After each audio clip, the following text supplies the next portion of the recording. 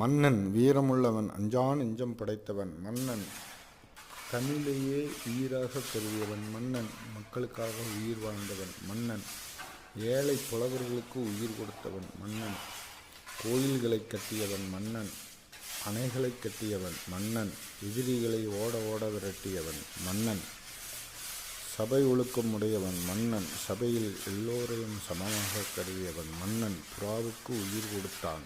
மன்னன் முல்லைக்கு தேர் கொடுத்தான். மன்னன் இமயத்தில் கொடியை பறக்கவிட்டான். மன்னன் காவிரி வழி நெடுகிலும் சிவ ஆலயங்களை அமைத்தான். மன்னன் புலவனாக பல பாடல்களை இயற்றினான்.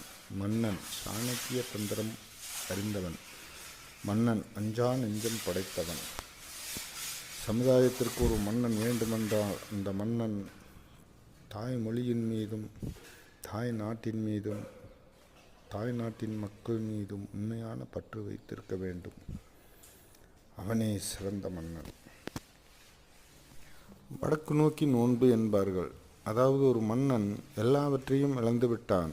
அவர் தனிமையில் சென்று அங்கு ஓர் அமைதியான இடத்தை தேர்ந்தெடுத்து 3, 4, 5 நாட்களுக்கு தண்ணீரும் கூட குடிக்காமல் ஒன்றும் சாப்பிடாமல் அமைதியாக அமர்ந்து விடுவார். அமர்ந்து தன் உயிரை மாய்த்து கொள்வார். இதுதான் வடக்கு நோக்கி நோன்பு என்பார்கள். அந்த காலத்தில் பல புத்தகங்களில் படித்துள்ளேன். வாழ்க தமிழ், வாழ்க தமிழ் அன்னை.